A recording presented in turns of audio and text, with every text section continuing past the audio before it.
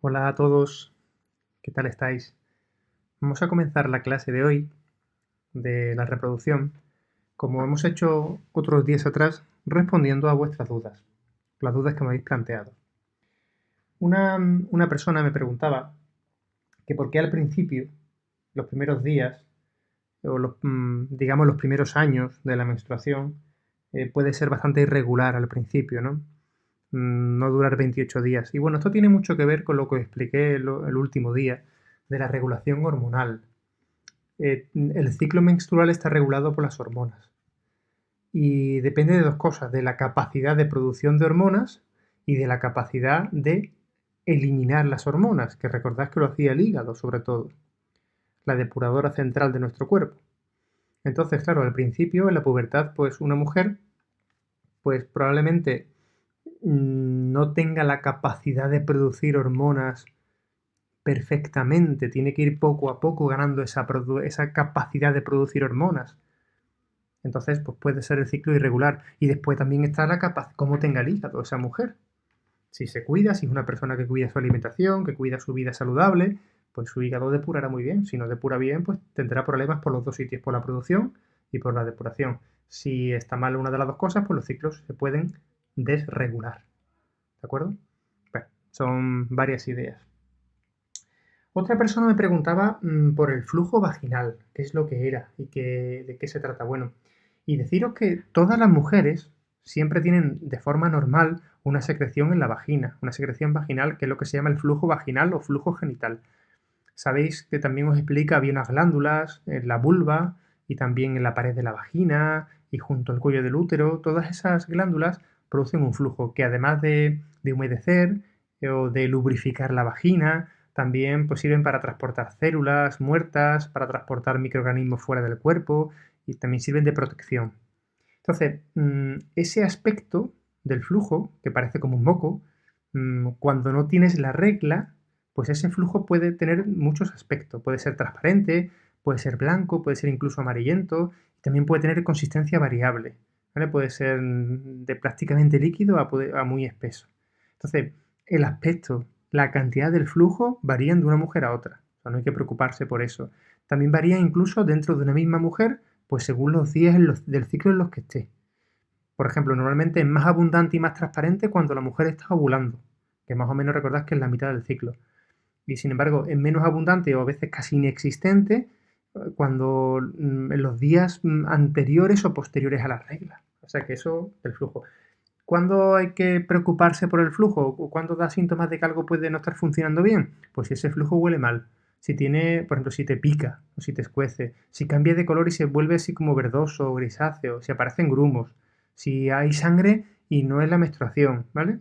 Cuando la vulva se enrojece, por ejemplo, pues entonces eso sí, pues habría que consultar con el ginecólogo, ¿de acuerdo? Bueno, otra persona me pregunta si son malas las píldoras anticonceptivas. A ver, malas, buenas, eso es el bien y el mal es algo muy complicado de decir si es algo bueno o malo. A ver, el problema de las píldoras anticonceptivas es que son hormonas sintéticas.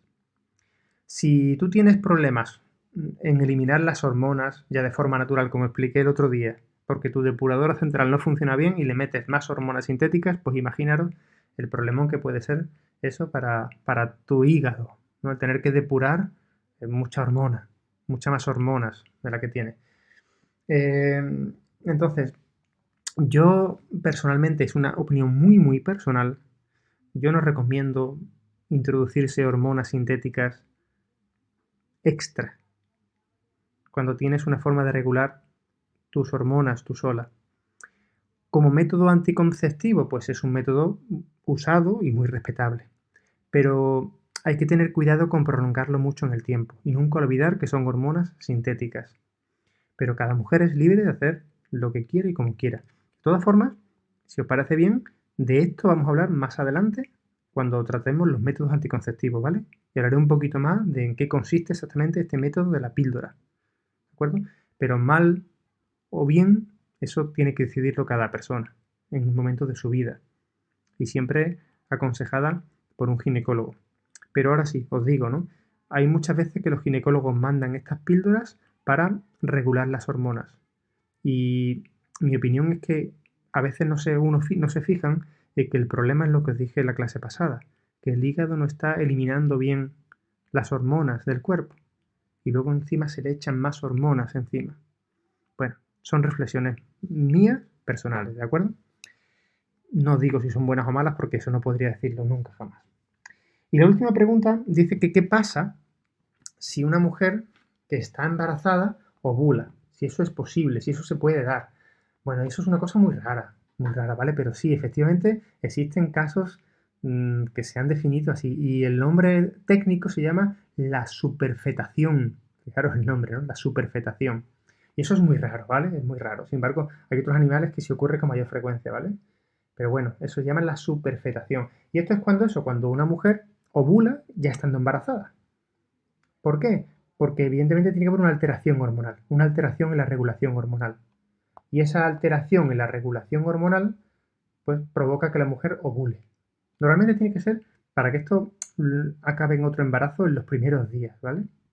Y además es raro porque además tiene que ocurrir que evidentemente que haya relaciones sexuales durante ese ya embarazo que se ha producido, que los espermatozoides penetren por el moco cervical del cuello del útero, que se vuelve mucho más denso. Ya lo explicaré también ahora después cuando hablemos del embarazo, que una de las protecciones naturales es que como que el cuello del útero casi se sella con un moco, por lo tanto tiene que penetrar el espermatozoide por ahí, cosa que es rara. Y el endometrio tiene que ser receptivo a una nueva implantación, ¿vale? Sin afectar al que ya está implantado, por lo tanto es raro. Normalmente esto, cuando se ha producido, tiene que ver o asociado a los tratamientos de reproducción asistida, que también hablaremos más adelante. Donde como la mujer lo que hace se administra también artificialmente dosis muy altas de hormonas para poder estimular al ovario, entonces hace que se desregule, ¿vale? Por tanto, esto es una cosa muy rara, ¿vale? Que casi nunca o nunca se produce, ¿vale? Bueno, vamos entonces ya a la clase de hoy, a la nueva clase, que es hablar de la fecundación o empezar a hablar de la fecundación, del embarazo y del parto. Vamos a centrarnos en la primera parte, que es la fecundación, y a los próximos días hablamos del embarazo y del parto. La fecundación no es más que la unión de un espermatozoide y de un óvulo para formar una nueva célula que va a ser el cigoto. Aquí tenéis representado cómo se unen óvulo y espermatozoide y se forma el cigoto.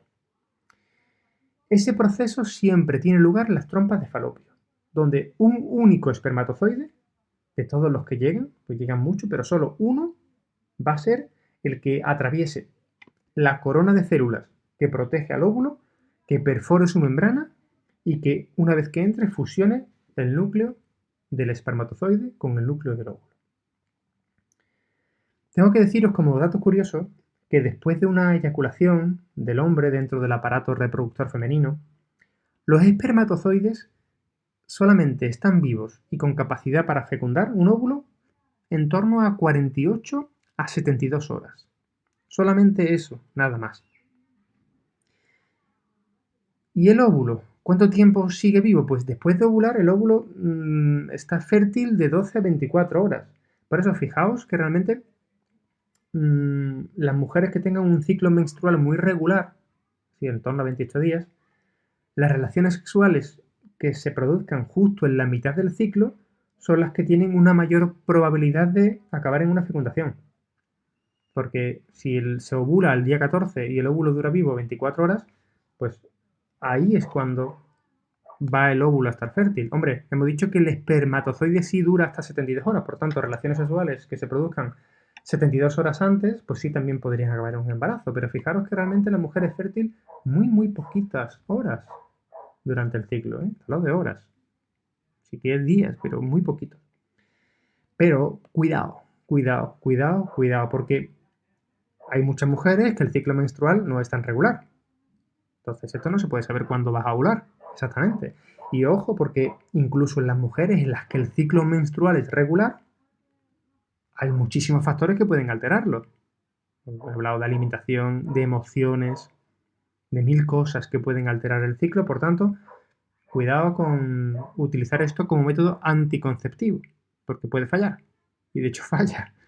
Diferente es utilizarlo como método conceptivo. Es decir, vamos a ver si yo estoy buscando un embarazo, qué día es el mejor para tratar de conseguirlo.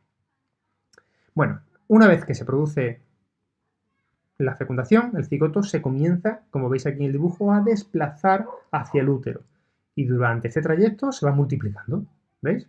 2 células, 4 células, 8 células, 16 células, poco a poco, hasta formar el que vamos a llamar el embrión.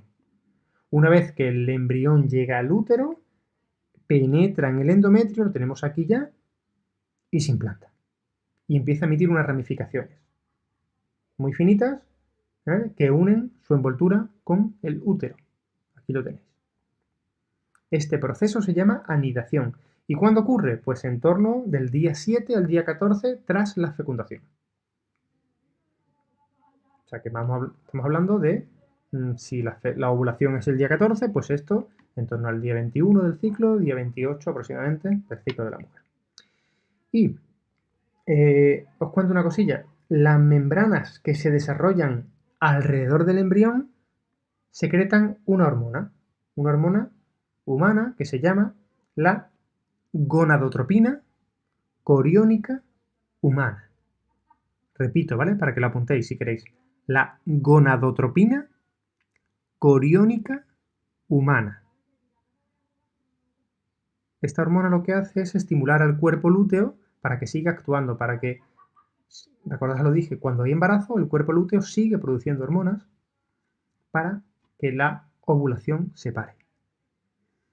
¿Por qué me detengo en esta hormona? Aparte de porque, bueno, es importante, porque es esta hormona, la gonadotropina coriónica humana, la que se utiliza en los típicos test de embarazo que se compran en la farmacia, o si te haces en un centro de salud un test de análisis de sangre.